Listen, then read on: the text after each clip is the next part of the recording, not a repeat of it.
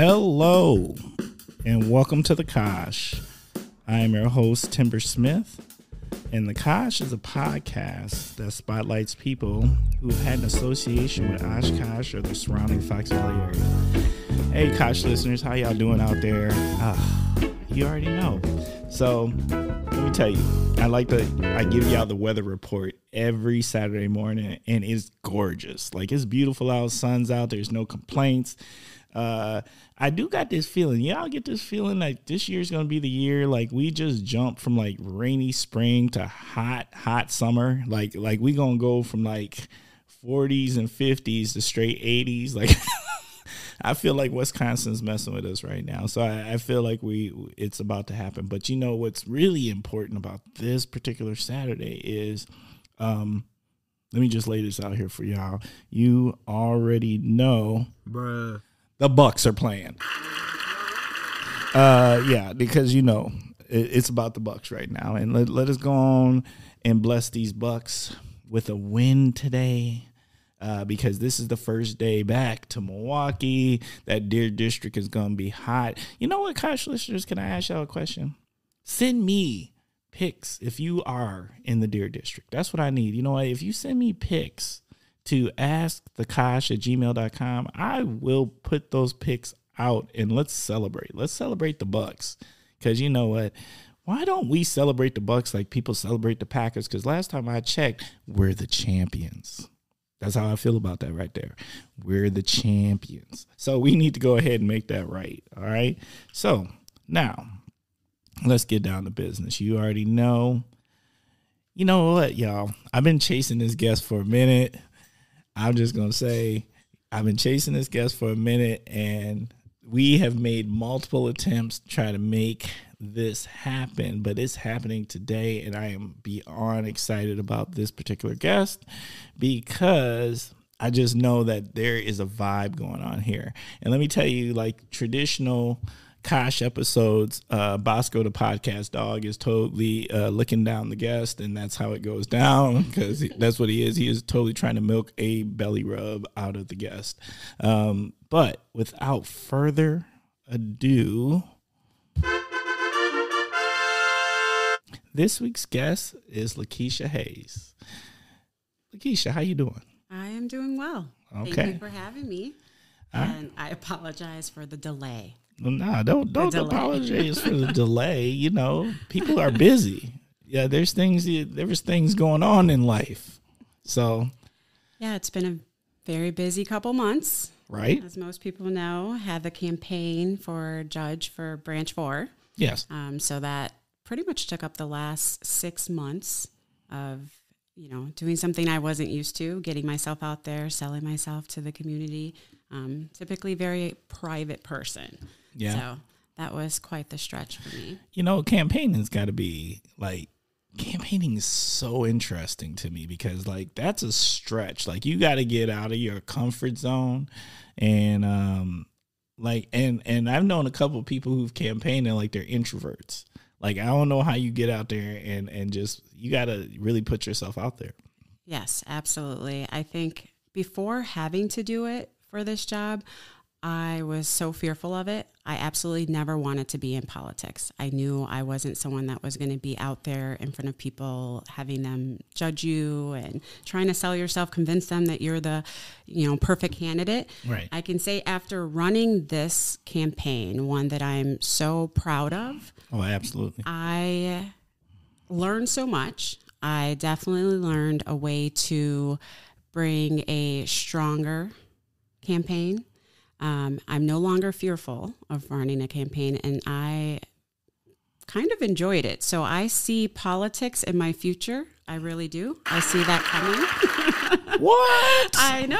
Bruh. For someone who was I told people I would never do this on a larger scale. I felt like running for a county, the local position was a lot, but if I do, it will still be local. I'm still committed to Winnebago County. This is where my family is. I'm invested in it. So I will be running another campaign and for something. It's just finding the right time and the right fit. But I see it. I do. Okay? I see it. So, yeah. Wow. Okay. Well, you know what? Now we're going to jump in. Okay. LaKeisha, can you please share a little something about yourself and what's your connection to the Kosh? So I moved to Oshkosh in 1996 to attend UW Oshkosh. So, yes, and never left. So I moved here in 96 to attend UW Oshkosh. I graduated from UW Oshkosh, and yeah, I haven't left except for to go to law school. Raising my family here. I have 2 little kids, 8-year-old and a 5-year-old. My husband and I at one point really thought about relocating to a different area and decided, no, we'll stay right here and focus on the community that we're in and trying to build this community better. Yeah, I love it. Hey, I was on a similar journey where I came here to go to UWO and 30 years later, still here. Right? Yeah, the community, I really liked it. I love compared to where I came from. I just like the pace of life and the quality of life for what it was. I mean, it has its challenges, right? But it wasn't so odd like it was square peg and circle hole. Yeah, I agree. I think like when I was younger, of course, I wanted to be in a big city. I saw this city life, I was going to move somewhere where, it was just going to be the hustle and bustle of some major city. And I absolutely don't want that. Right? I absolutely don't. I'm from Chicago. I told people I will never move back there. I'm just not cut out for that. I've been enjoying our Fox Valley life, and I enjoy just the community, how close things are. I know it like the back of my hand. Right. There's something about getting through the city without a bunch of traffic that I enjoy. Wait, in like 5 minutes. Yes. Wherever you need to get to. Yeah. If you don't hit a train or a bridge, you're good. Right. Exactly. Even when I was working in Appleton, I've always lived in Oshkosh, though. People would say, "Oh my gosh, you do that commute?" And I would be like, "That commute?" I was like, that commute. Why do they say the same thing to me? They say that to me all the time. Like, I'd be like, you can't get from one side of Milwaukee to the other side of Milwaukee from the time that you go from Oshkosh to Appleton. Yes. This ain't no drive. Seriously. I was like, that's my time to think about my day. And then after work, that was my wind down time. Like, that was nothing. Traffic never stops. I'm never just sitting in traffic. But I just always found it funny when people are like, "Oh my gosh, you do that commute every day?" I'm like, that's nothing. Perspective is everything, right? Like, try sitting in Chicago, not moving at all. Look, Chicago scared me because Seriously. them drivers. Why everybody act like they at some point drove for the Indy 500? I know. So when I was learning to drive, my dad would be like, "You have to be an offensive driver," but offensive meant aggressive. He was like, bruh. I was like, we live in Franklin. There's farms and we're just going down country roads. And he's like, you got to drive, you got to be on the offensive. And it was like, no, you have to be aggressive, like the Chicago traffic. So, hey, you know what? That just gives me a whole new perspective when I see Illinois plates. Because, I mean, I have pause when I see them because I know they rolling. Like, they rolling and they ain't slowing down. Like, they roll right up on your car and swerve and they keep it moving. Seriously. And so now I know that, like, they're on the offense. Yes. That's So what they say. next time I see some Illinois plates, I'm finna get offensive too. Right. I guess that's what we call Illinois driving. You're on the offense. I love that. That's so good. Bruh. Oh my gosh. All right. Okay. So you're from Illinois. Were you there prior to coming to this region? That's where you're born and raised. Born there. I moved to Franklin, Wisconsin, in 89 maybe. Okay. And grew up there. Okay. So I graduated from high school in Franklin. Franklin's right outside Milwaukee. I tell people, I'm like, we make Carmex and no one even knows that. You don't end up there. Yeah. Everyone says that. Wow. No, because look, I'm not gonna lie. Like, I love Carmex. So, I'm just saying. Yeah, hey, look, to the Carmex makers. It's one of those places. You don't accidentally end up in Franklin. You have to go there with purpose. Like, that needs to be your place that you were intending to go, because you have to go so far off the highway down it. You don't just accidentally end up there by making a wrong turn. It's small little community. It was a farming community when we moved there. So yeah, from Franklin, then from high school here to Oshkosh. How did you end up choosing UW Oshkosh, if I can ask? So I was a finance major, and also, let me start over. So I had looked at a couple different schools, and for some reason, Madison, the size and how spread out that campus was too much for me. Right. I just didn't want to do that large of a campus. Then I thought about lacrosse because I was running track. That was too far from me. When I say I'm private and kind of, I think I ended up being more Franklin than Chicago in the end. Okay. So lacrosse seemed too far for me. UW Oshkosh had a good business school. And so I was focused on that. And because I didn't have any way to pay for school, I was doing a bunch of scholarships, trying to get as many scholarships as I could. And UW Oshkosh gave me scholarships as well. So that's how it really came about. I love it. Yeah. Location, size, and how I was going to pay became the ultimate. No, and that's of course, serious. in the business school. Like, that's how I ended up here. So, all right. Yeah. And Oshkosh got one heck of a business school due to the fact that my daughter also is a business school graduate. Shout out to Dean Rao. She is amazing. Yes. Dr. Rao. All right. Let's jump into the first segment. You ready? I am ready. All right. First segment is what in the world is going on with? What in the world is going on with is the opportunity to tell. You start with the phrase, what in the world is going on with, and tell us what's on your mind. So go ahead. What in the world is going on with our Supreme Court? Bruh. Seriously. Roe v. Wade. I don't necessarily look at Roe v. Wade as whether there should be the rights of women to choose, the autonomy that women should have regarding their own bodies. Because as a woman, I absolutely believe that I should have the autonomy in what happens with my body. But from a legal perspective of Roe v. Wade, seeing that this has been precedent for 50 years, and these are rights that have been established by the Supreme Court that are not enumerated anywhere, not codified, not listed in statutory authority, but these are rights that we have through the Supreme Court, and now they will be taken away. To me, I think slippery slope. I think about all of the rights that the Supreme Court has established for us, even in the last 50 years as Roe v. Wade, and what it would mean if we take those rights away. So, for instance, I think Obergefell, that is the right for same-sex couples to marry. Will that be stripped away? Think of Loving. I am married, my husband is white. The ability for us to marry without it being a crime, are we going to strip that away?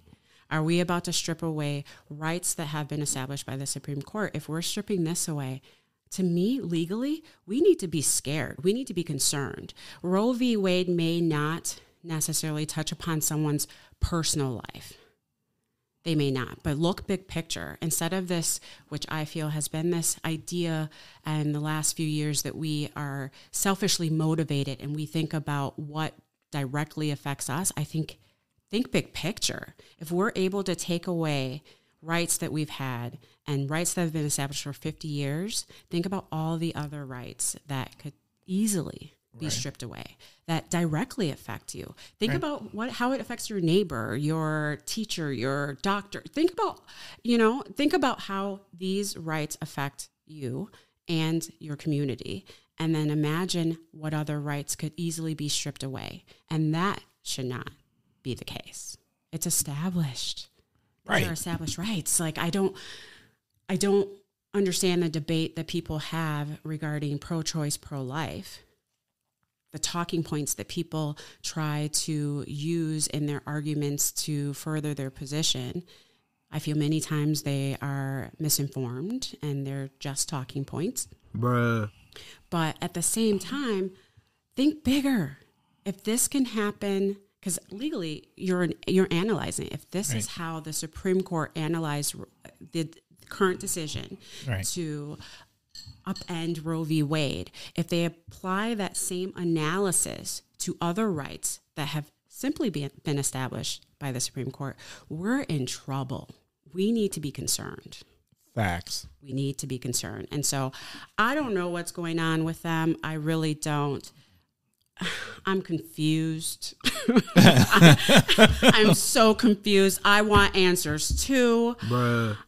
I don't care who leaked it. That's not my focus. Right. I know people are focused on who leaked it and it's the left, it's the right. Who leaked it? I don't care. Right. These are rights. Right. I care about the rights. Yes. And so I'm confused. And I don't think people get that.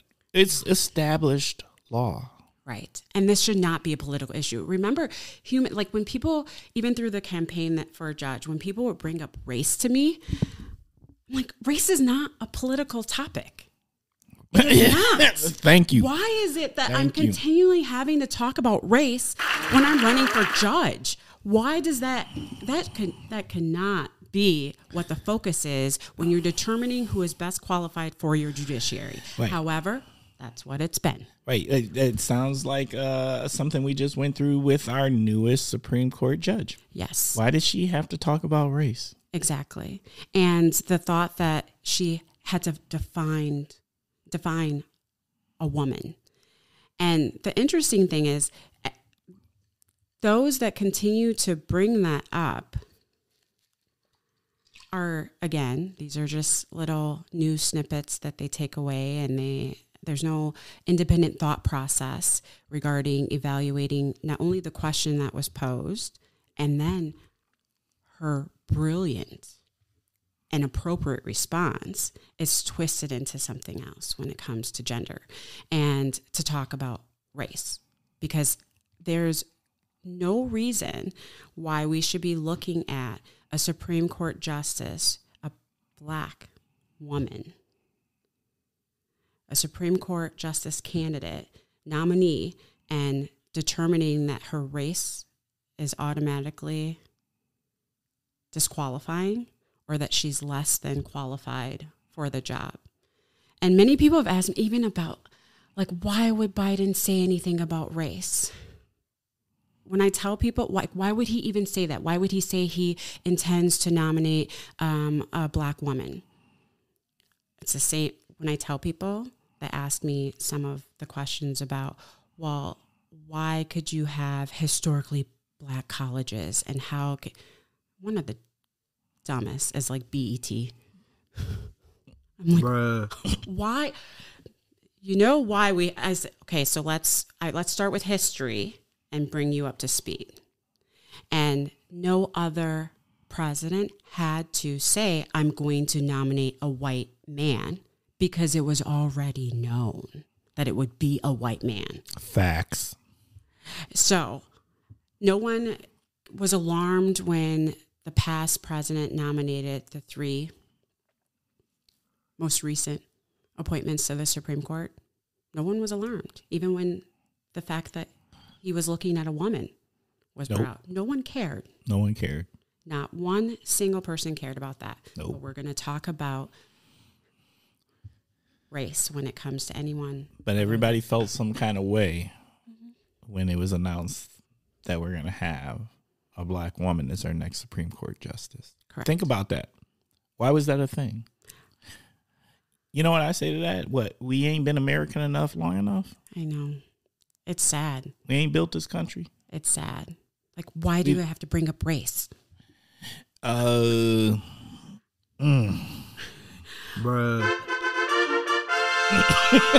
I'm sorry, y'all. That is where we at. I love this. Yeah, Let's I'm going to be honest. I was planning on staying away from certain topics to be safe. But then I thought about it and I was like, I've been spending a lot of my lifetime being safe. Right.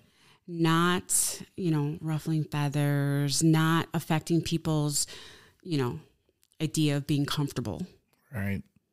But the last few months made me no longer feel that I needed to be safe. So I don't feel, I think we're in a time that you're forced to pick sides and playing it safe is not rewarded. Correct. So to me, be authentically, stand wherever you want to authentically. Right. And that being said, don't make assumptions about where we stand either. Mm-hmm.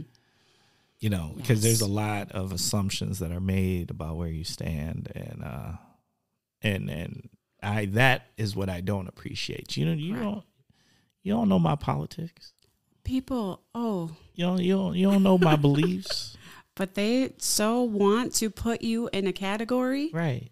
And no matter what you say, they won't believe you. So I'm like, why would I even keep having this conversation? No matter, there's nothing I can say. Right.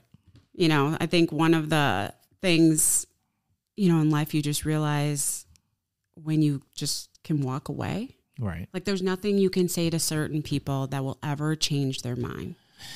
Well, because it's a belief. Mm-hmm. And we just in our last episode ago, we had this conversation about science systems versus belief systems, and when people are assuming what you believe, that's their belief system, and you can't argue people's belief systems because it's just what they believe. It's not based in logic; it's based in emotion. I know, it's so frustrating. It's so sad sometimes. It could be sad. It's frustrating. It's a number of different things. And sometimes it's just, okay, you can just walk away. But I think you have to, because at the end of the day, you're not going to change their belief because it's a belief. Right? Yeah. There's no facts or data that you're going to present that is going to change anyone's belief. You can presume, and we've seen this. This is the time we're in right now where we believe less and less in data and science, or we find our own facts. Yes. And so that's a thing. Like we find what we need to support that belief. That belief, which is, I'm okay. And I do believe there was a time where, we had belief systems, but at the end of the day, common sense ruled all. Right. And, I don't know. I feel like it's starting to be challenged. Like that was our baseline to me. Right. At a point. And, I think we also weren't all considering ourselves experts in fields, like professionals, and the experts were the experts. Right. And for some reason, we're not even allowing the experts to be the experts, because now we are taking as a person who deals in evidence, I'm always like, where's the evidence of that? Right. You can't give me a news article as evidence. You can't give me Facebook news or any as your evidence. Right. As someone who wrote an article, as you said, giving their beliefs and not the facts, not the evidence to support it. But yeah, we're definitely in a time where we are not who we get our information from and what forms our beliefs. It's so far from, that foundation that we once had, that kind of what do you call it? Almost like the checks and balances of our own lives. Right. Yeah. We're so far away from it. Yeah. It's sad. It's interesting, right, that we've gone down this path that I feel, for a lack of a better way to describe it, we're following emotion more than we're following facts, logic, reason. Yes, bruh. And it's scary because I'm like, how far do we go before? Where's the end? Sometimes, Like, where's the end? If we've gotten this far away from logic and reason, how far away will we go? And what will be the consequences? The collateral consequences of doing that. That scares me. One of the things that, like, during the campaign, because I felt like our local elections were so affected by this, by what we're talking about, even for like school board and things like that. Oh, there was politics in it. And I'm like, pray for our kids. I would talk to friends, and probably what would be more desirable, communities in other states for really people of color. And I would say, just pray for our kids, because we're not even focused on education anymore. No. And instead we're, especially at a time when we have numbers showing us, the data shows us that our children are not even meeting average. Right. No. And we're focused on the politics of it all. Right. And so instead of their achievement. So it scares me. It just scares me. I'm like, can everyone just pause? You know what? Everyone just breathe before. I just want everyone to pause for a second, and not even a second. When I say a second, I mean enough to gather thoughts, analyze your own way of being, like, just instead of just continually filling the pot full of information that is making you react emotionally, just stop filling that. Like, just think about this, analyze it, be an independent thinker. Don't just take what someone else told you as true. Because it's the same team. Yes. Let's not have the same team mentality. There's not two teams. There's one team. I know. It's one team. Yes. We can have difference, but it's one team. I wish. It's not one team trying to beat down the other team. You don't even know who's on your team. Right. Seriously. I'm just saying. And sometimes like, well, and have you been picked for a team? Right. Are you creating your own team? Why are you not part of the team? Right. What are you doing over there? There's a team and you're now not being part. Let's all be, we're the team. Yeah, I feel you. I don't fit on no teams. Right. Ooh, let me tell you, LaKeisha, that might be the hardest what in the world is going on with that has ever existed in the Kosh history, and I am proud to have participated in that with you. Thank you. That is fantastic. Thank you. Oh, that gets okay. Because let me tell you, I'm about to bring down the subject matter to what in the world is going on with people and their dogs pooping in the park. Thank you. Because you know what, bruh, don't do that, y'all. Just stop it. You know what? Pick that up. Why y'all doing that? Look, whether y'all realize you don't have the historical context to know that dogs were not always allowed in the park here in Oshkosh.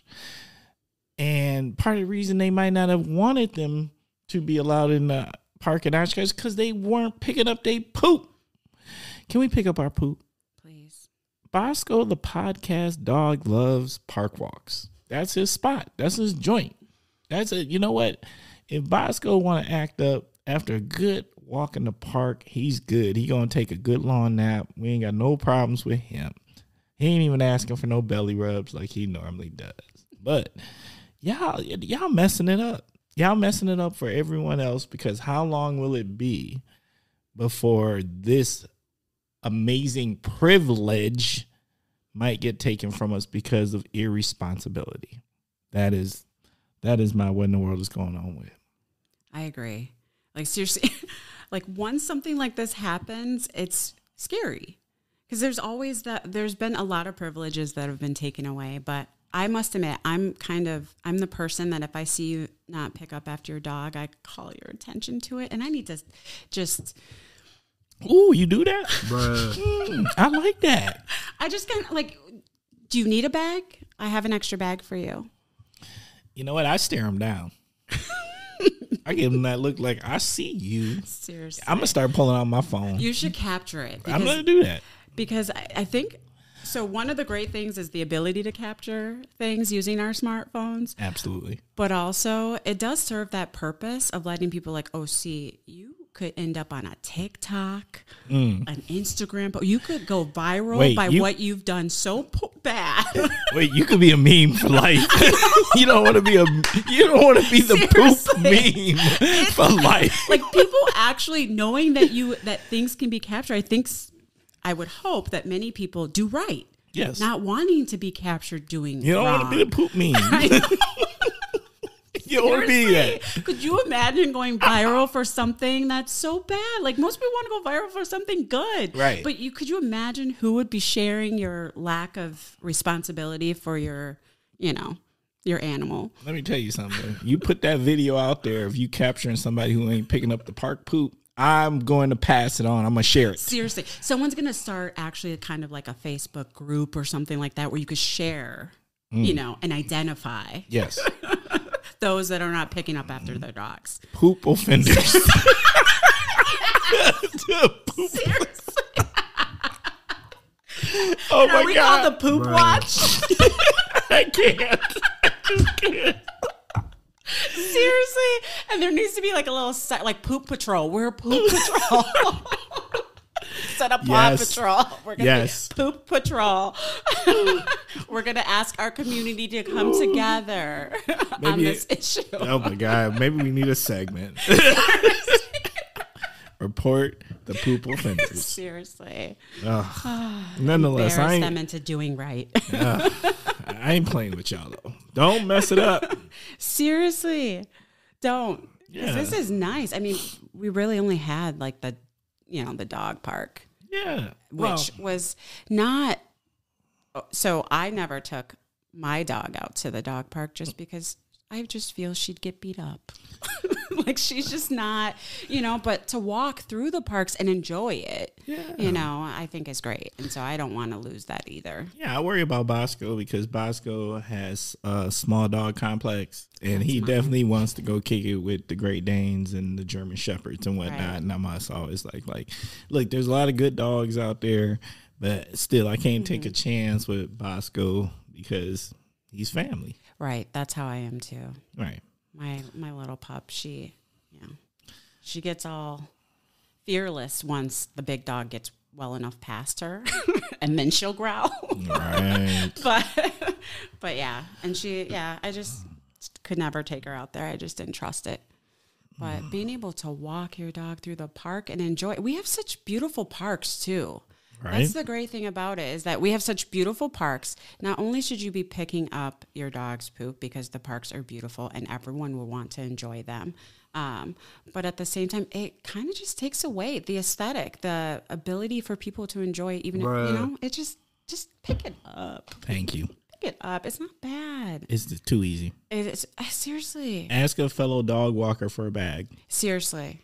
We got you. Yeah. We got you. I can tell you right now, I keep 3 in the pocket. Right. And I keep them in the car too. Because if I'm taking the dog somewhere and we can get out and walk, it's like you always have one in your car. Right. Okay.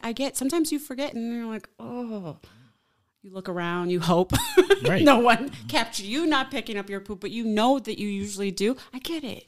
Yeah. Just ask, hey, do you have an extra bag? I got you. They have like a whole roll. Got you. That's what those grocery bags are good for, too. If you forget, like I do, to take them back to Pick and Save and put them in that big box. They're really good for poop. I always forget. No, it's true. It's true. They're perfect for it. So. All right. Oh, my God. It's so good. All right. We're going to move to the next segment. Someone calls in about the poop. Yes. Yes, so tell us your stories. Yes, that's right. Don't forget, you can. If we got that segment, Ask the Kosh. Yes. You can hit us with that.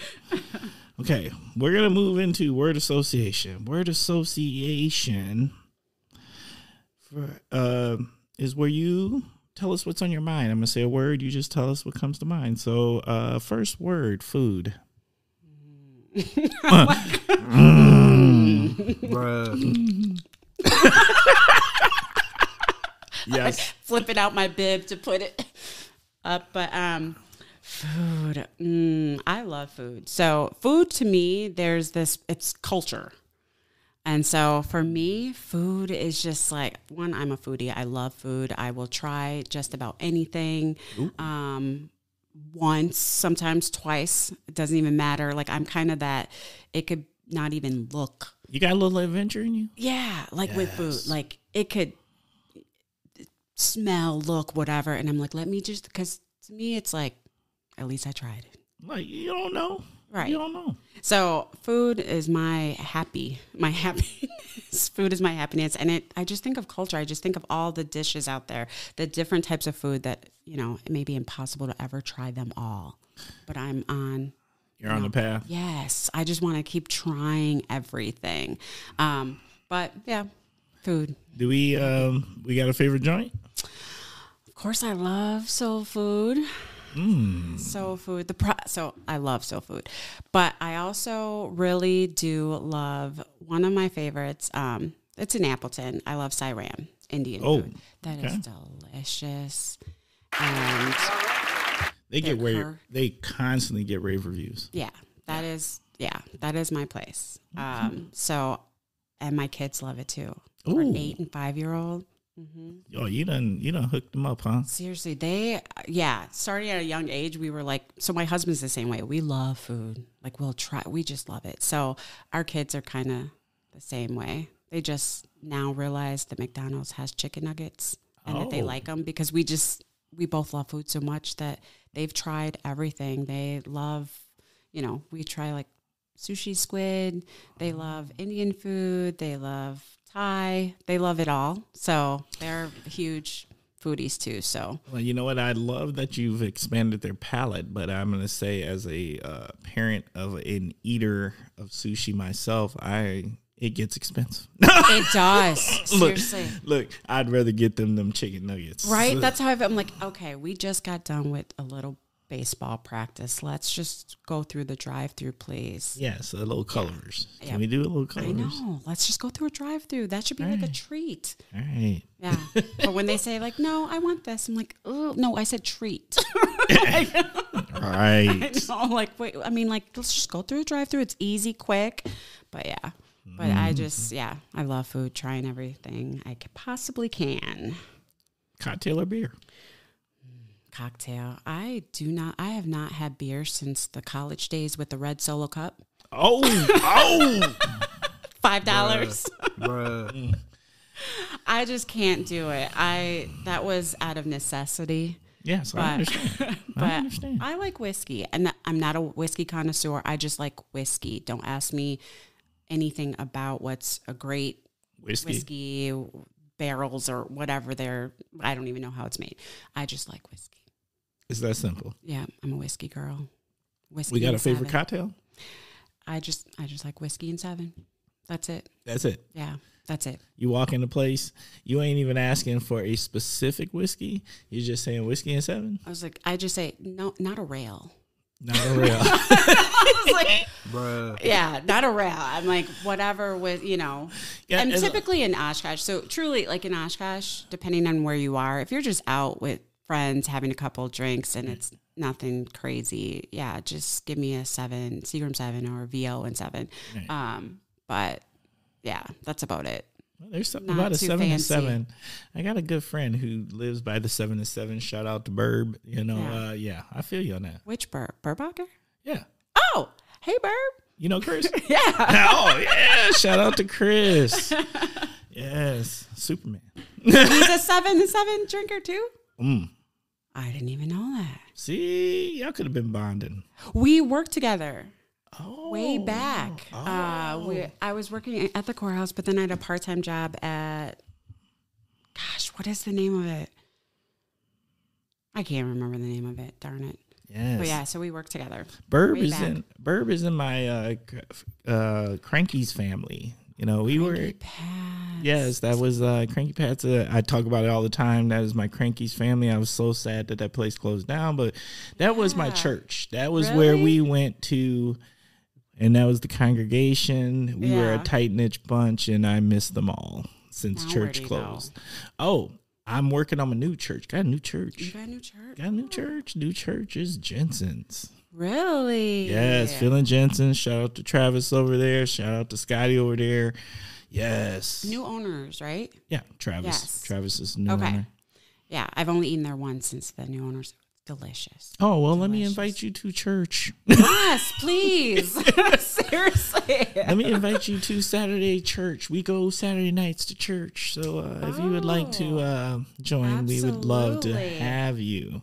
All right. I will be there. Streaming. I'm sorry. Wait, it's all over. Yeah, I did. Look. Streaming.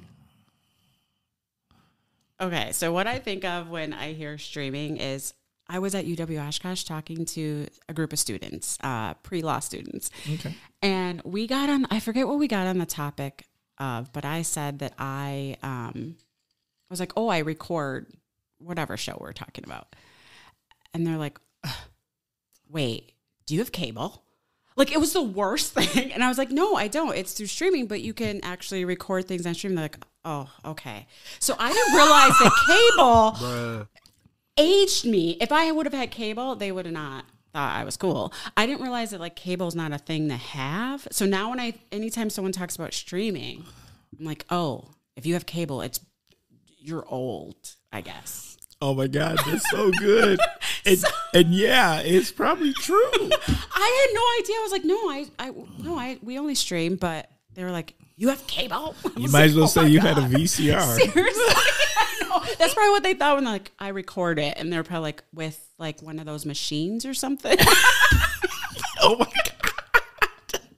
Seriously, I was like, oh my God, I'm so old. I was like, oh my God, I didn't realize cable was kind of a no-no right now. I didn't realize it. It's kind of just like, that's for old people. Well, I'm going to tell you the problem with cable and why it's a no-no. That cost. Right. Yes, I agree. They once that 1 year promotion gets by, they sneak up on you, and then you're like, whoa. And then, you know, if you're not paying attention, they'll get you for like an entire 6 months to a year. You're just paying your bills, minding your business, and then you all of a sudden something says, I should really look at the cost of all these bills, and then you see cable and you're like, when did it? What is that? Yeah, I agree. That is exactly how cable gets you. It's like all of a sudden it's $100 more per month than your promotional, and you try to figure out how long you've been paying that extra $100. Right. And usually for me, what triggers it, I used to see like a commercial about some new deal. And I'm like, wait, what's my deal? And then realize, I paid 3 times the amount of the current deal. So then I'm trying to get the new deal. And they ain't going to give you the new deal. No, they don't. No. But I'm on the phone. I'm trying. Look, I always try. Let me tell you something. They're gangster. They're gangster. I'm going to tell you, I just had it out with Spectrum because of some things. And it had to do with, so I bought the service because I needed local. Yes. I don't have cable. Mm-hmm. And I'm stream everything except for I need local. So I was like, okay, Spectrum, I'm going to give you these couple dollars so I can have local channels, right? And it's streaming. And they gave you 10 channels. You could pick your 10 channels. Well, I had it for a long time, and then I needed to change my 10 channels because I was getting them through other streaming services. So I was like, hey, can I change these 10 channels? And why does this cost this? Do you know they would rather lose me than change the 10 channels? They were like, oh, we don't change them. I was like, why don't you change them? Like, it's a game, you're stuck in it for life? You're stuck in it. What, after your first, I don't know, it was like the 90 days or something like that. And it was just like, look, I understand, but let me tell you something. Look, I just need to change this because I've got these already, and to make it worth my dollar, and I want to keep y'all. So, no, they weren't having it. So then they don't know.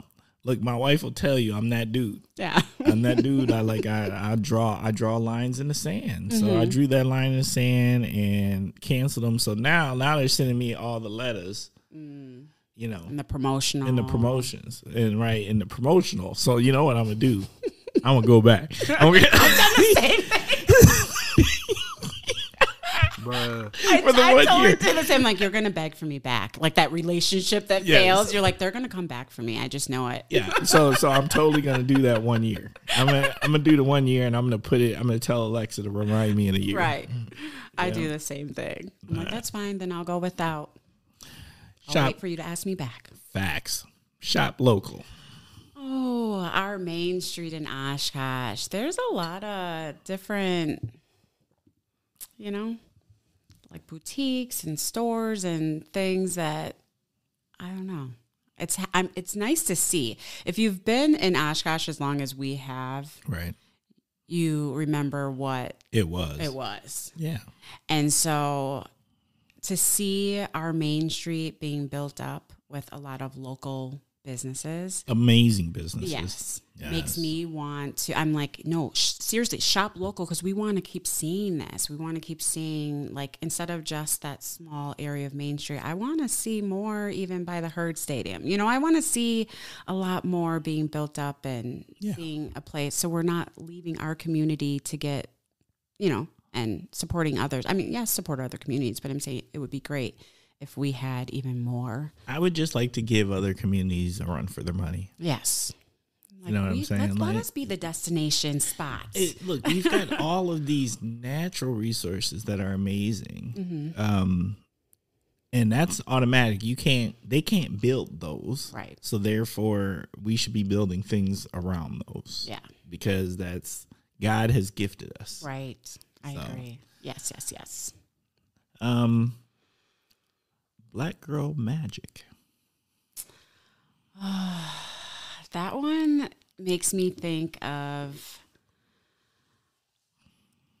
Ooh, you know what? I'm going to tell y'all, Kosh listeners, she literally got goosebumps. Yeah, I'm like, that one, God, every time I think, I don't know, personally, for like when I think of me, when I think of just my purpose, and I keep telling people, like, I'm focused on my purpose and my next steps are all about my purpose. And it's like, I don't know, I think of all the Black women before me, all the ones now, all the little girls growing up, and I am just, I don't know, like I don't know, I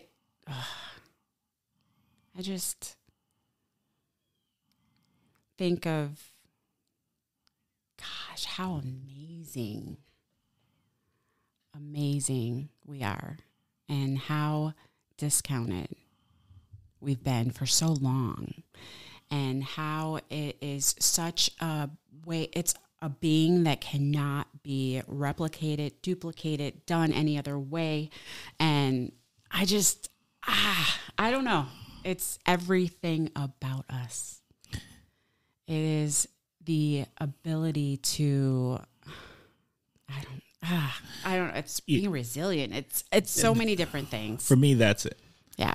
I appreciate the ability that I have seen for Black women to walk in any space and be resilient and successful. Right. Like, no matter what it is, it doesn't matter what it is. It doesn't matter who the organization is. It doesn't matter what the business is. It doesn't matter what the mission is. They are transformative. Right. If you don't have any in your organization, you sleeping. Mm-hmm. You're sleeping. You don't know.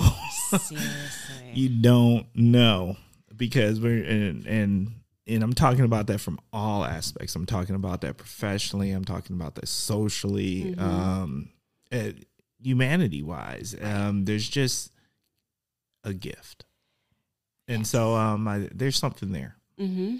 It's, I don't know.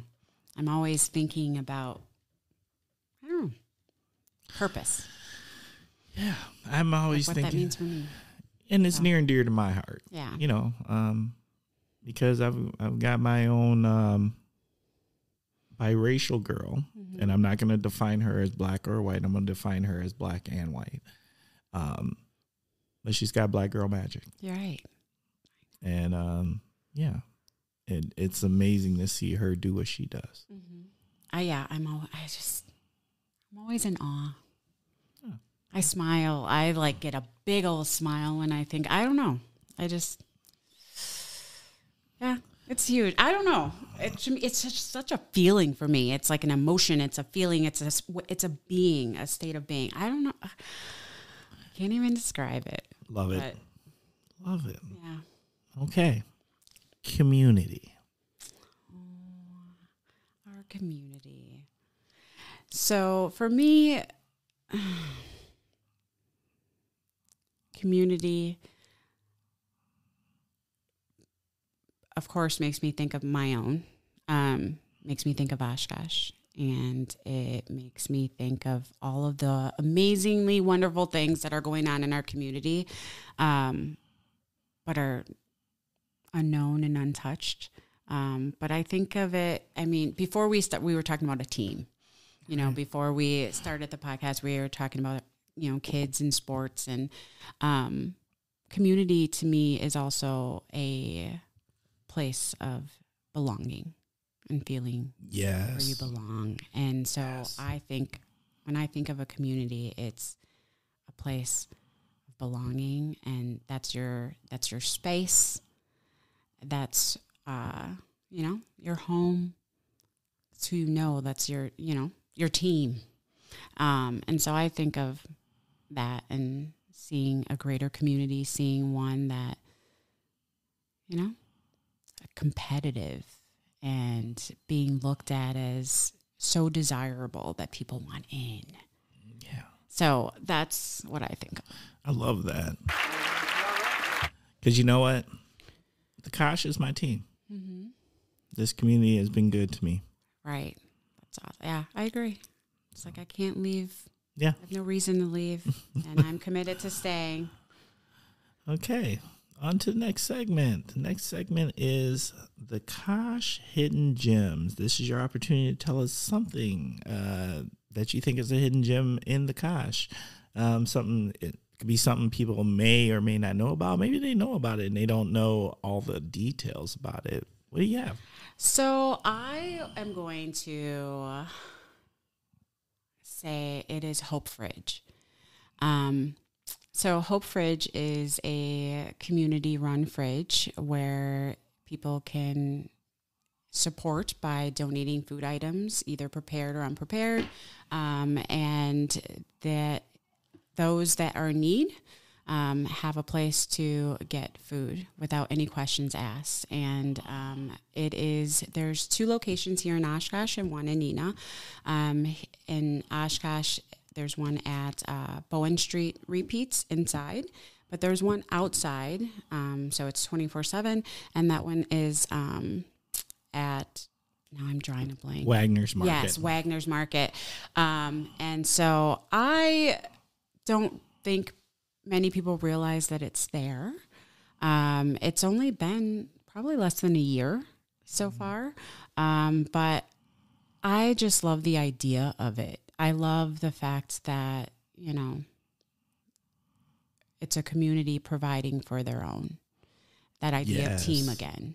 Yes. And so I just love it. I don't know. I love the idea of it. And I have been able to speak with, TJ and Molly that started this and talk about how the idea began and their hopes and how they see it. Yeah, they've inspired me to really be committed to that, community involvement. And, they just inspired me to do more things like that. So. Shout out to TJ and Molly. Hey, they get shout outs. They've been mentioned a few. I know. Yeah, they get shout outs. They're a gift to our community. So thank you. Yes. Thank you for looking out. We appreciate you here on the Kosh. What's the Kosh need? So an understanding and an involvement in their local government. I say that because I think people are very much focused on national politics. Right.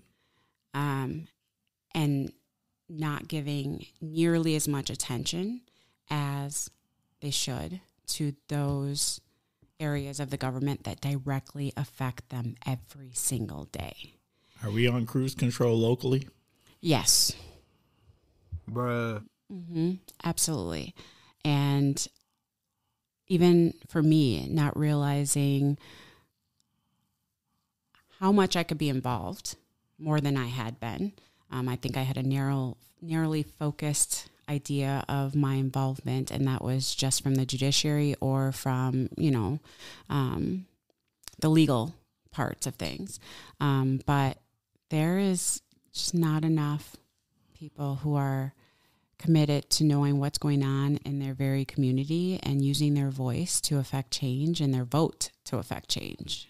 And so I really wish we need somehow to, get people excited, involved, or passionate, or upset. I mean, it doesn't even have to be excitement. It doesn't have to be that you are, feeling that our local government is, going in the direction you want. Just people to react to what is going on and to be involved. I want people to don't participate because you feel it's wrong. Participate when it's right too. Exactly. Just participate. Just participate because your voice is important. Right. And I think that's so important.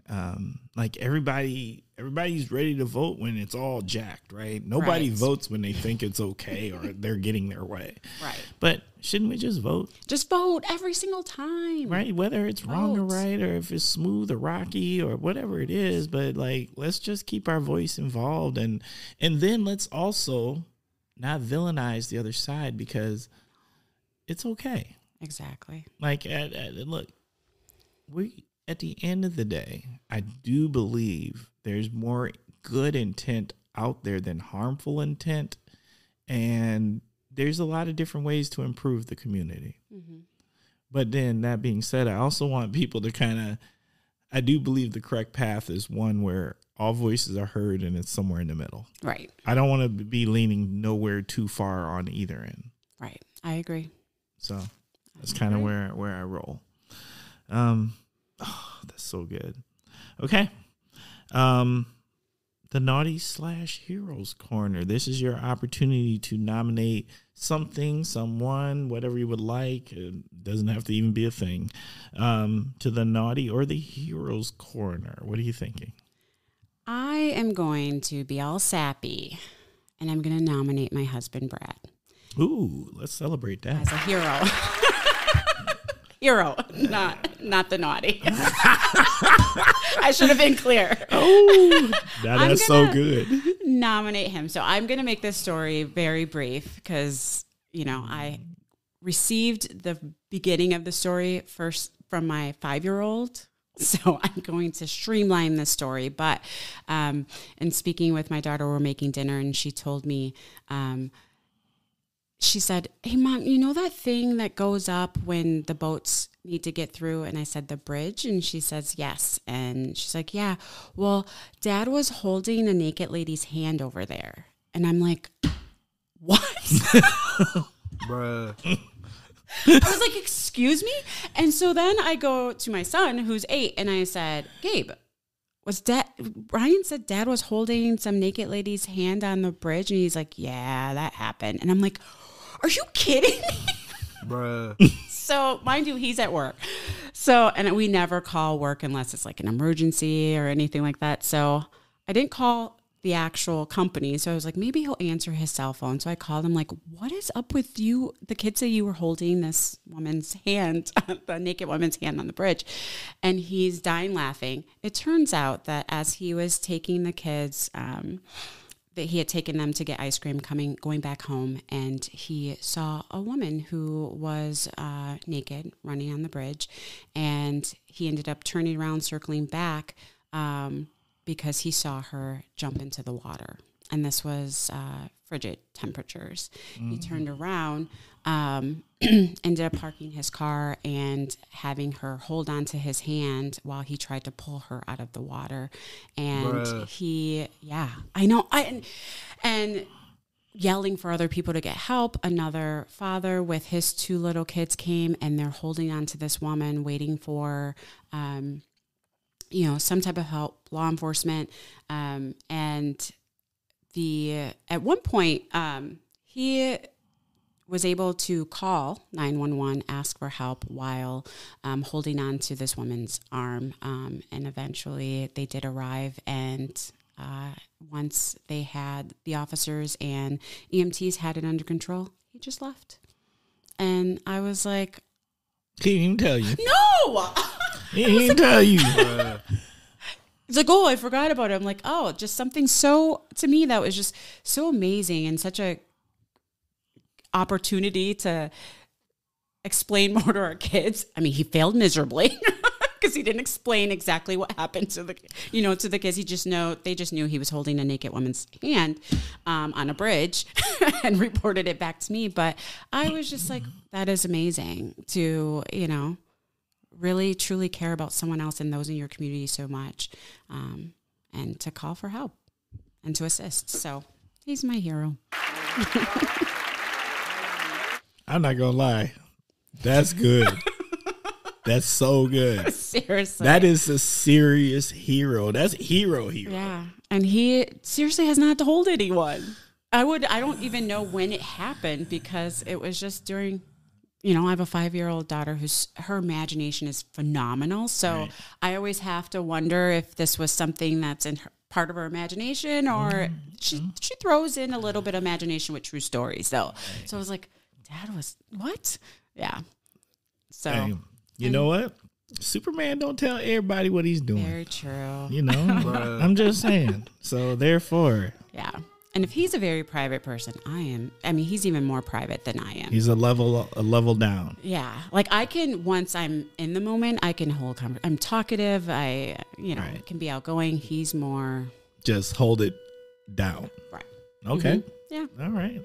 I appreciate that. Oh my God, that's so good. Okay. So here's what we're going to do. If y'all can hear the sirens in the background, you know what that means? It is noon time on a Saturday. We are catching those tornado sirens. It's that time. All right. But here's what we're going to do. I have been talking about this for absolute weeks that I've wanted to do this segment. And I finally had gotten someone to call on the Kosh voicemail and tell us, give us something for Ask the Kosh. So we're going to roll out this segment for the very first time. I had asked LaKeisha if this was okay. She was like, I'm about that life. I'm about that life. So I said, we're going to roll it from right here. So this is our hopefully new segment. I can't be a segment if I don't get no other calls, but I had lost this voicemail for a while because of technology challenges, but we've got it now. And so here's what we're going to do to keep the Kosh 100% authentic, because that's who we are. We're going to play the voicemail and then we're going to talk about it. Are you good with that? Oh, yep. Okay. So here we go. Mr. Timber, we're a couple weeks behind. This is Nicole. But I really hope I'm the first person calling your podcast number. My question: silver linings.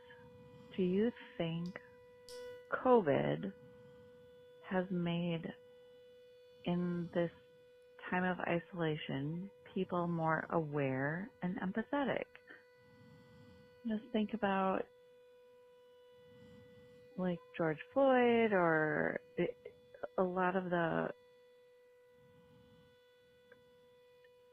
protests and violence that maybe wouldn't have been socially picked up on had we not been stuck at home. I think about mental health and how people are so empathetic and supportive of mental health now that they've been home, secluded for so long. And that's my question, friend. Love your show. I hope I'm the first caller. Nicole, you are the first caller, hands down. So thank you so much. And let us celebrate the start of Ask the Kosh. LaKeisha, what do you think? I say yes. So I think it's probably necessary to break it down into a couple things. Break the question into different categories. I think COVID definitely brought greater recognition to mental health because I think that the unprecedented times and the impacts that many people felt, even for those who really, experiencing a level of depression for the first time. I think a lot of it happened during COVID.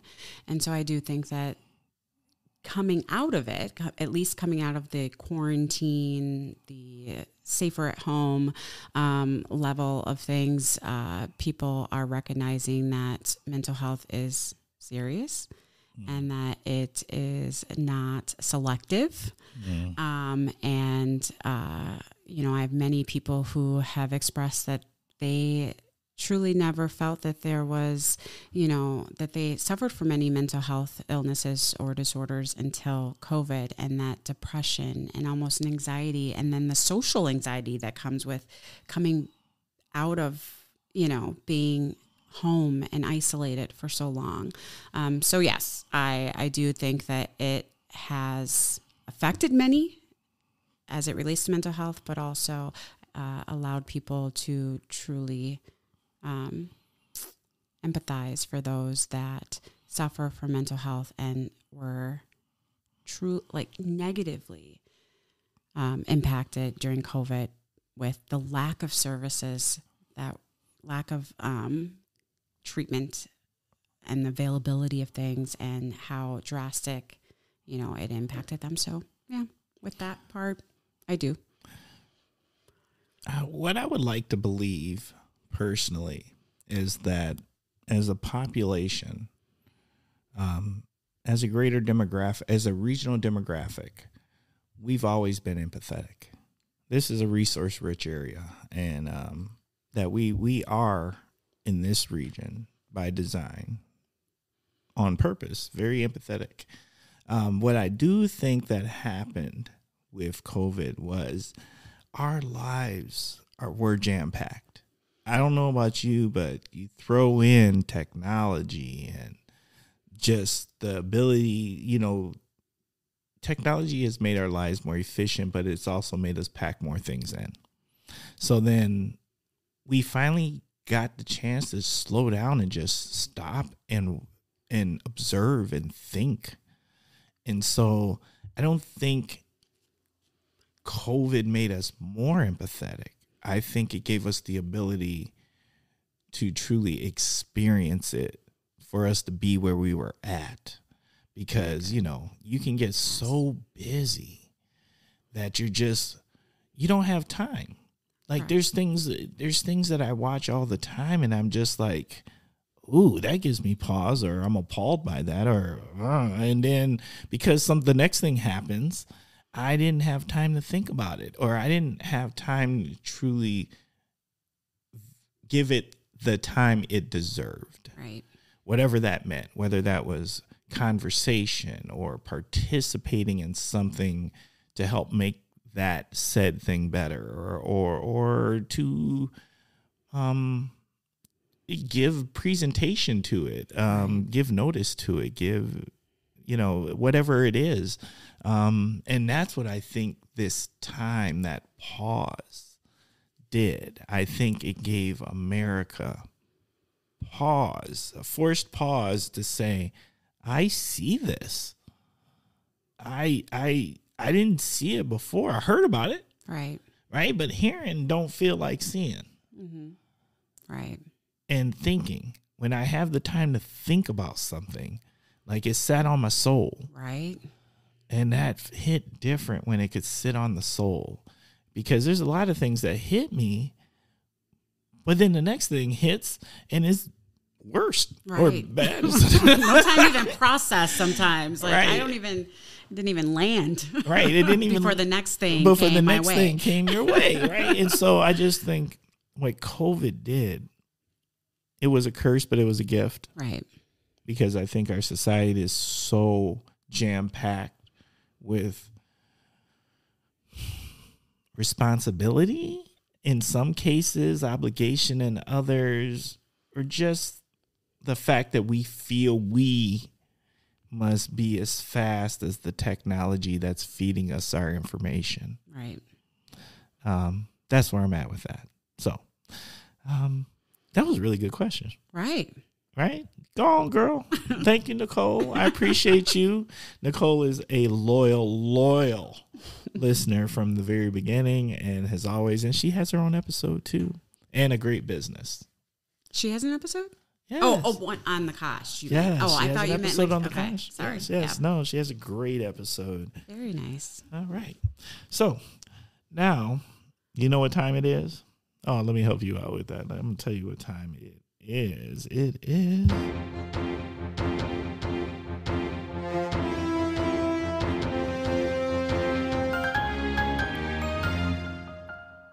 Every time we do that, it makes me happy. I'm not going to lie. Smile from ear to ear. Yeah, it does. It just does. I don't know why. But it is time for the topic of the week. And as you know, the guest picks the topic of the week. And this week, LaKeisha, what is our topic of the week? Well, it will actually kind of catapult off of our question. So it is juvenile mental health. And what makes me want to discuss this is what I'm seeing in the court system with our juveniles, and some of even the other communities and what they've experienced, one being the Chippewa Falls homicide by a juvenile, and, you know, reading about possible mental health illnesses that the juvenile was experiencing and the family history of mental health. I see that it's lacking for juveniles in some areas. I think that there are times that adults want to focus on a child's behavior instead of the underlying concern or issue that is causing the behavior. Yes. Bruh. And so I just want to bring more attention to the need for juvenile mental health services, the idea and focus that juveniles' brains are not yet fully developed and they are works in progress like we are, not as advanced. We cannot speed up their maturity and their ability to think and rationalize and be logical and analytic like we have talked about earlier in the podcast. We can't do that to juveniles. And as they are growing and even experiencing what they would have experienced during COVID, going to school, just a number of different things, I really want more attention and focus to be placed on juvenile mental health. And, you know, speaking as someone who suffers from a mental health illness, I think as a juvenile, not feeling that it was something to be shameful of, and being okay with speaking about what I was feeling and going through would have probably saved me a lot of roadblocks and hurdles. Bruh. So I just really want to focus on that. And it doesn't have to be a negative thing. It could be positive. Mental health is not just a diagnosis that requires some medication and some focus on, but how we can contribute to positive mental health and being positive to juveniles and the way that we speak and treat them. And so when I say mental health, yes, there's the clinical portion of that, but there's also what we as a community, what we as adults, what we as people can do to have a positive impact on someone's mental health, and especially our juveniles who, you know, they're growing and they're still impacted and, you know, by many things that we've survived. And so I just want people to be cognizant of that, be positive to a person's mental health instead of ignoring it or being a negatively impacting person. So, yeah, I like the portion pointing out the ignoring part. Like, everything's not behavioral. correct. Let's not just jump to a place of behavioral. Mm-hmm. There's always things that there's causes and effects. Right. Right. Right. And can we slow down enough to go look at maybe what a cause might be? Right. Because oftentimes we think behavioral, and then that comes with discipline. And so the response sometimes when we figure it's behavioral is some disciplinary action by us, instead of something, I think, a different approach. I just think let's go find out what might have led to this. And look, I'm not saying like some things are just, they are what they are. Some things are behavioral. Yeah, right. Some people, look, we done all did dumb things. Right? Look, you go ahead and throw that rock if you want, but my house glass. My house is super glass. Right. So I'm not saying that. I'm not saying when dumb things happen. I know. I'm like, I've done lots of things. Yeah. So I'm not saying that, but I do think in a lot of cases, there's a lot more to it, and we should slow down long enough to let's go. Why can't we investigate a little bit? Right. And not jump to assuming. Inquire. Mm-hmm. Yes. Inquire. That's an important word. Mm-hmm. It's huge. And I think, most of what I'm basing what I'm saying off of is the interactions that I have with juveniles in court. And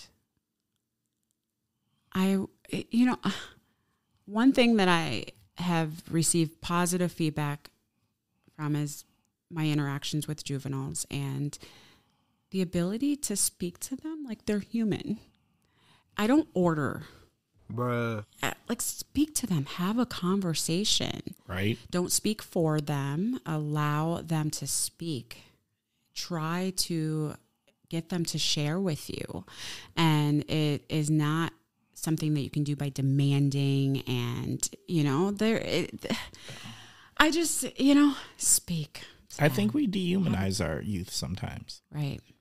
I agree. We just override them and we discount them.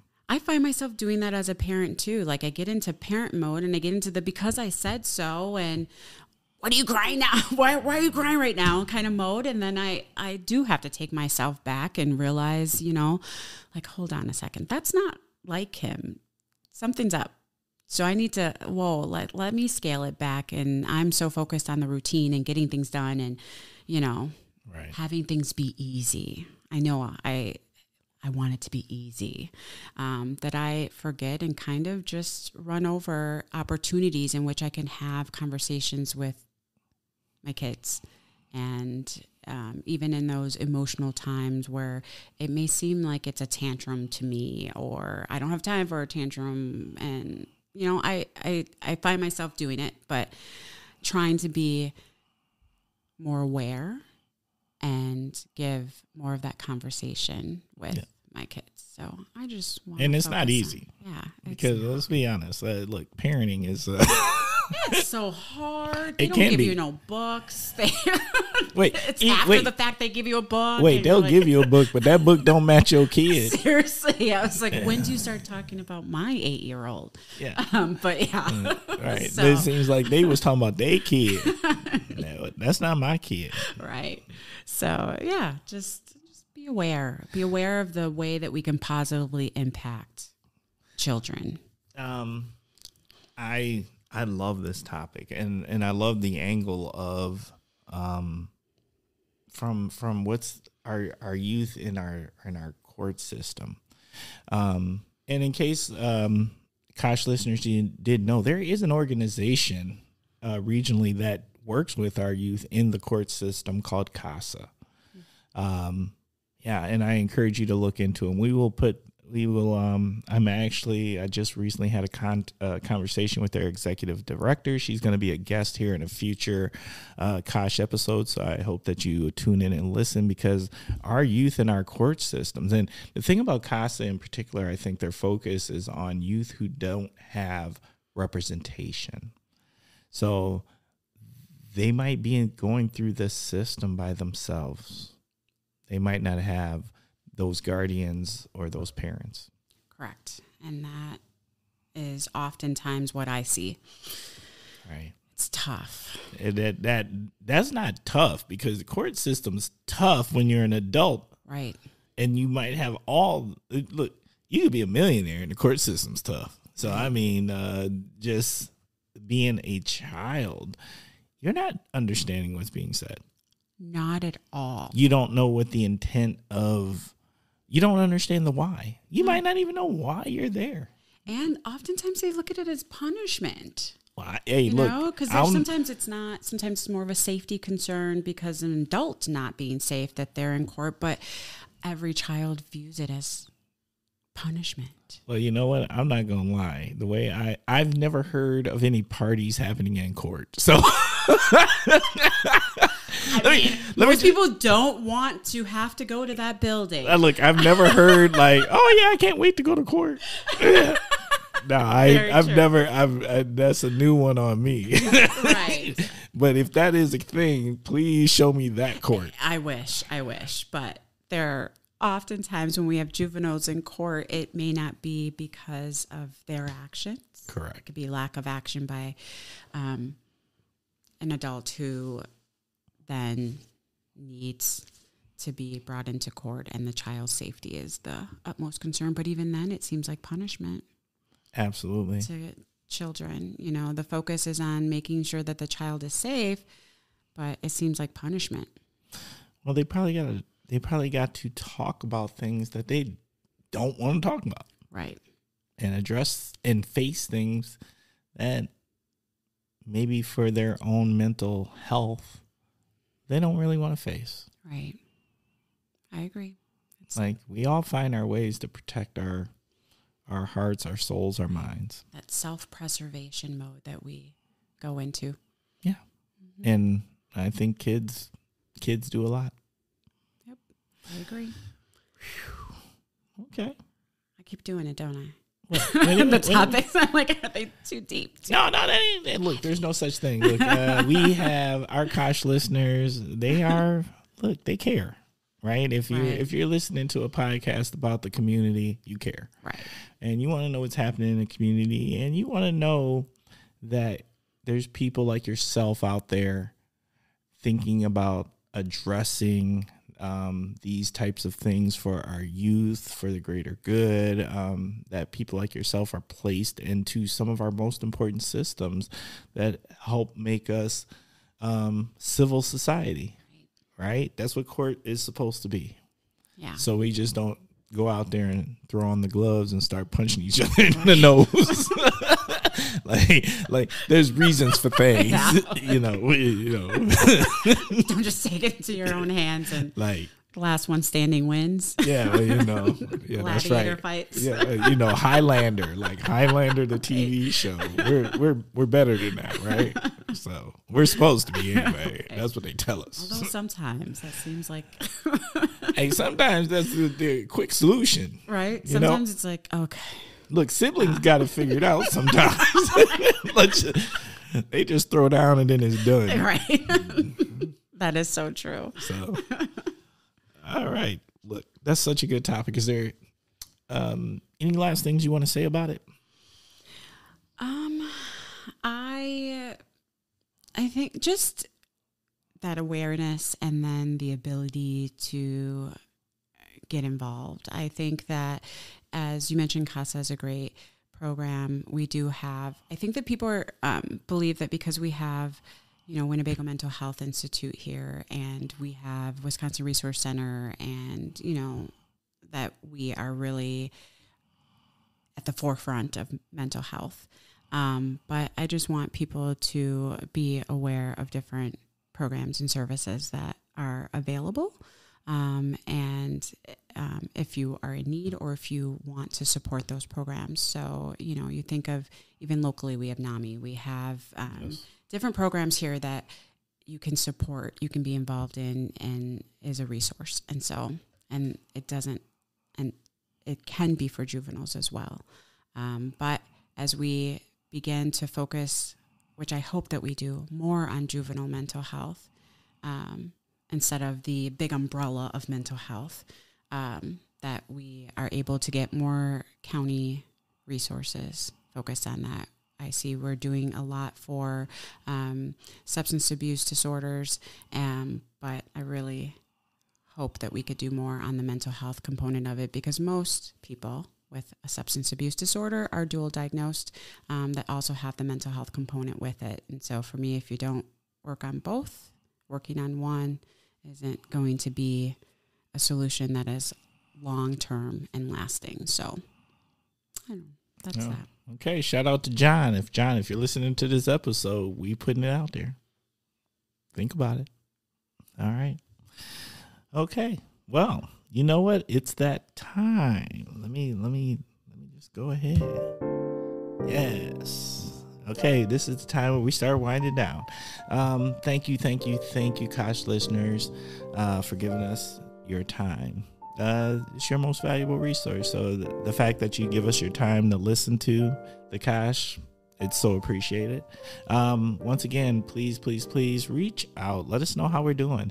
Or if you want to be on the show, if you've got a critique, if you want to celebrate, or you just got something to say, or maybe you want to be on the next question of Ask the Kosh, please reach out to us. So our email is askthekosh@gmail.com. Once again, that is askthekosh@gmail.com.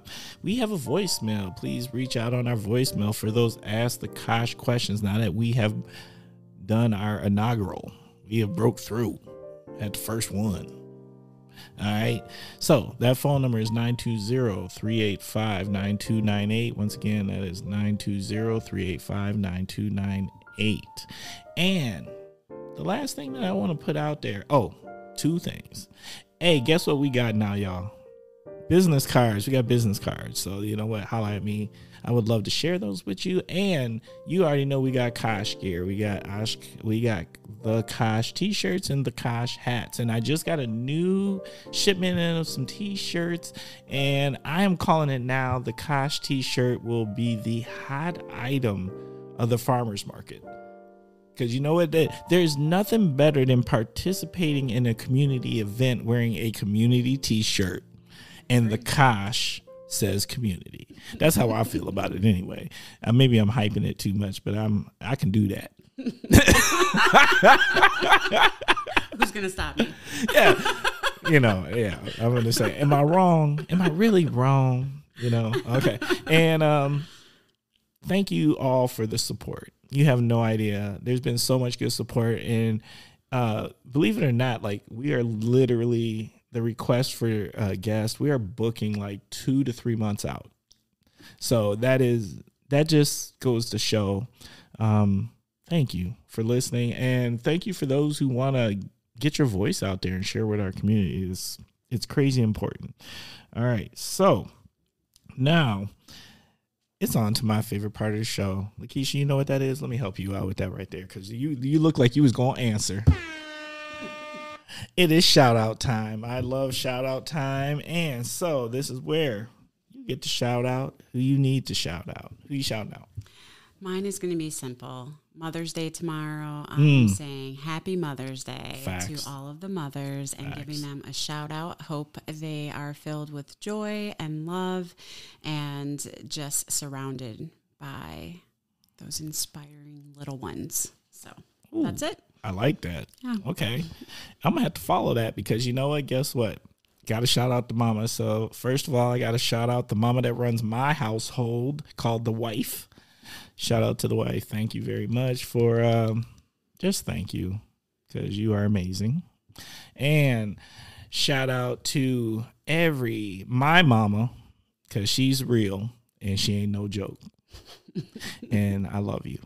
All right. So shout out to mom, and shout out to all aunts out there and everyone else. There is just amazing ladies all around. So celebrate. It's your day. And, catch me right on the grill. I will share some barbecue with you. I'm about that life. There's nothing better than Mother's Day and barbecue. I feel like that's the gift of gifts. That's what I told Brad. I was like, so what are you putting on the grill tomorrow? Oh, look, don't threaten me. Because like, you know what? I'll come back I'll go to Costco, get a big box of things, and I'll grill all day. It might be an 8-hour grill. Right, that's right. I was like, you just gave me permission. You don't even know. On the grill. So hopefully we'll be doing the same. I did ask for My gift this year from the kids is to fill the Hope fridge. So tomorrow we are going to fill the Hope fridge. That'll be my Mother's Day gift, and then we'll grill out. I love that. Yeah. That's awesome. Let me send a shout out to the SBDC, the WIBIC, Color Bold, and SCORE. These are all organizations that help women and veterans and diverse populations start business entrepreneurship. I participated in a panel and they let me host it, and it was just the energy in the room was wild. And I don't know if y'all know, but the things that happen in our region sometimes for people, for us, for the efforts being put forth to help make us a more belonging community are amazing. Like, we ain't sleeping on it. We understand, and people are stepping up. Big shout out to the Bucks, period. That's right, because I'm from the mill, and it's that time. Look, we need 2 championships, y'all. Like, I ain't mad at y'all for the one because I love you for the one, but guess what? I need 2. Just go on and do that. So, to the Bucks. To Alonzo Kelly, thank you for doing what you do out there. I've been in some meetings and your name keeps firing. And thank you for working with the city of Oshkosh on their diversity efforts. So I appreciate you.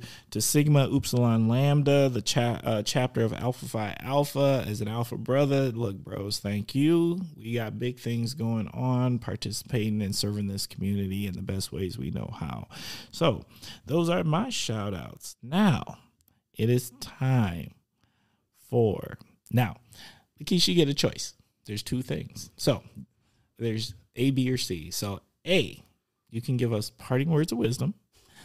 B, you can tell us, what would yourself today tell your 12-year-old self? Or C, all of the above. You can do both. Oh, gosh.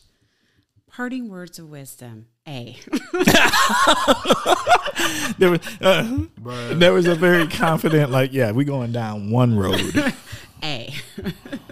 So for me, I think parting words of wisdom, it's part of what I tell my kids when I drop them off in the morning before school.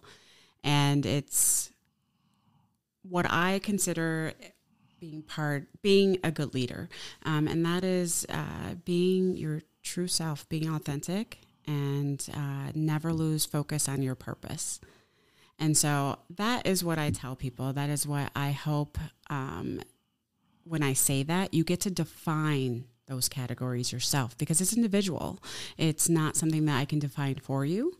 And so I say it to both my kids because I truly want them to be, never lose sight of their focus. And I always tell them, be a phenomenal leader. And now that they're telling or asking more about, like, what do you mean by a leader? And me being able to point to examples of them being a leader, it's part of your purpose. And it's not going to be the same purpose that your sister has or that your brother has or that I have. But remain focused on that purpose, and that's going to guide you on how you lead your life. So that's what I have. That's good and powerful. What you think? How you like being on the Kosh? I loved it. Thank you so much. No, thank you. Thank you for making time. Yes, thank you. To the next time, y'all. The Kosh.